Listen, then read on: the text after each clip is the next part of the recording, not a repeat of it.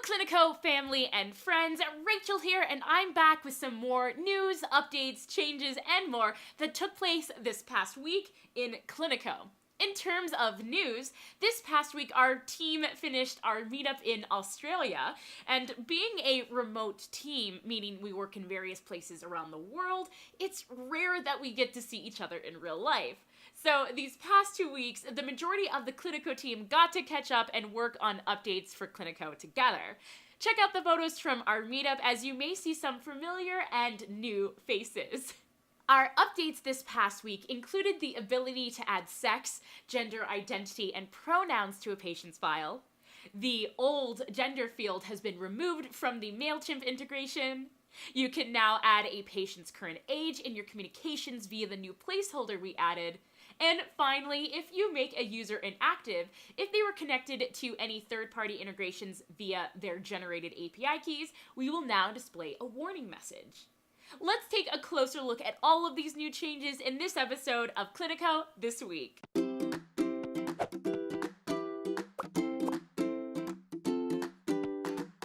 First, we've added some new fields within a patient's file.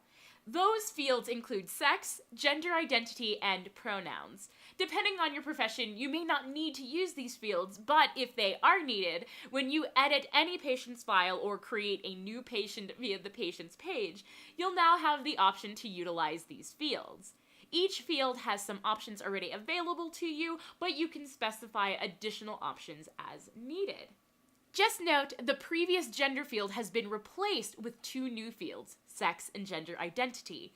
The previous or old gender field, though, will continue to be displayed until either sex or gender identity has been selected. Since gender has been replaced, we are also no longer sending the gender field over to MailChimp. Sex, gender identity, and pronouns can also be added as placeholders. Speaking of placeholders, we've also added a new placeholder that you can use in your communications. The new placeholder is the patient's current age. You can add this placeholder in confirmation and reminder emails, SMS reminders, letters, and invoice emails. Head to the communication you're trying to edit in your settings, then in the patient dropdown, you'll now see the current age placeholder. Finally, when setting a user as inactive, if they had generated an API key, you'll now see a warning message.